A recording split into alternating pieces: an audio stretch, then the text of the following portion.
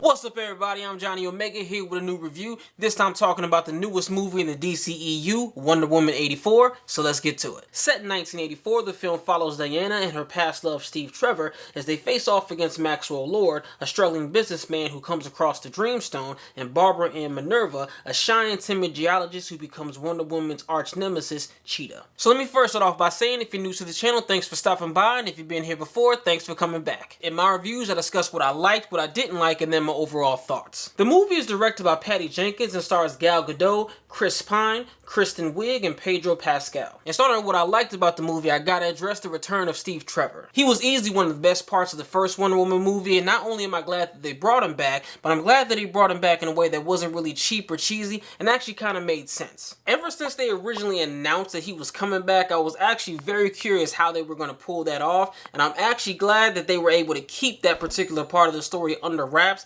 until the movie came out. And from a story perspective, I like how they flipped the whole fish out of water element, where in the first movie, Wonder Woman was the fish out of water, but now in this movie, Steve Trevor has to relearn how the world works. Another thing I liked about the movie was the acting. I think everybody did a really good job when it came to their characters. And personally, in my opinion, I think Gal Gadot has now reached that level when it comes to superhero characters, where when you think of them in movies, this is the particular actor or actress that you think of first. Overall, though, you know exactly what you're going to get with Wonder Woman and Steve Trevor, but Max Lord, though, was a character that I didn't really know too much about prior to this movie, and I actually thought he was a pretty interesting character. And it's always interesting to me to see villains that aren't inherently evil, and they actually have legitimate reasons for why they're doing what they do.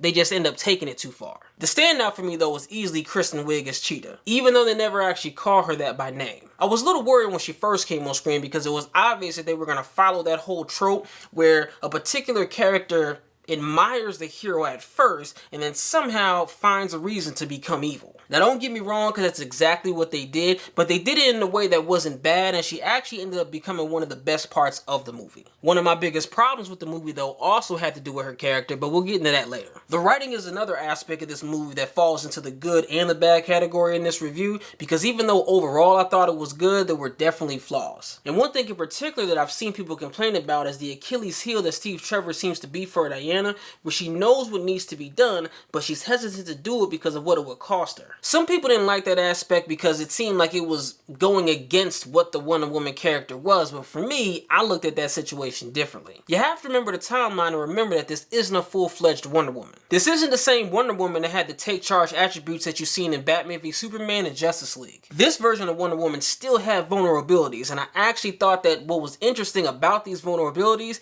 is the fact that they weren't really like a superhero weakness or something that a villain could easily exploit or take advantage of. They're actually vulnerabilities that Diana has to conquer on her own, because what they really are just things that are keeping her from being the best version of herself. And once she gets past those things, she's now the Wonder Woman that we've come to expect. It's just like when Superman killed Zod in Man of Steel. It amazed me how people tripped over that as if they didn't realize this isn't the version of Superman that you know yet. Clark Kent had only been Superman for all of about 15 minutes, so he's not going to make the decisions that you're accustomed to seeing Superman making. Same thing with Wonder Woman. At this point in the timeline, she's not really going to do things that you expect Wonder Woman to do. Another thing I liked was the action sequences. I think that was one thing about this movie that was pretty much on par with the first one. She used her whip a lot more in this movie, and overall I just liked the choreography and how everything looked when you were watching it. But with everything positive I've said about this movie so far, it's definitely not perfect because it for sure has its fair share of flaws. My number one biggest problem with this movie was the lack of the Cheetah character. I went into this movie thinking she was going to be the main villain, and not only was she not that, but she was actually in the movie far less than I thought she was going to be. When she was on screen, the movie did do a good job with developing her character, but she just wasn't in the movie that much. So much so that there was about twice in the movie where I wasn't even thinking about her character because she had been off screen for so long.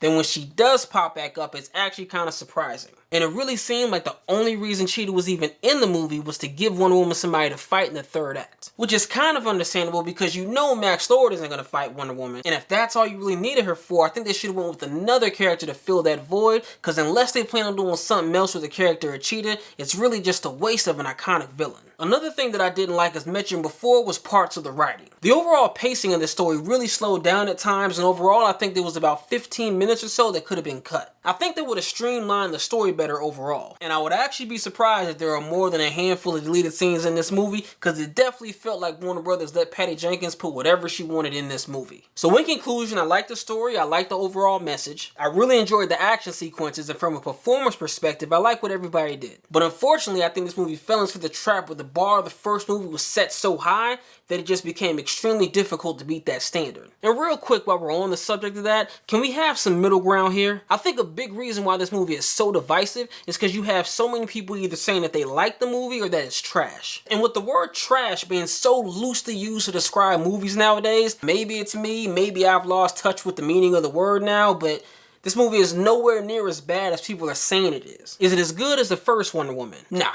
Not even close. Is it along the same lines as Thor: The Dark World? Absolutely not. But hey, I'm also one of the people that really like Batman v Superman, so maybe I just don't know what I'm talking about. All that being said, I'd say this movie is worth a watch. So comment below and let me know what you guys thought of the movie. Thanks for watching. If you like what you're seeing, hit that thumbs up and click that subscribe button to see what's coming next.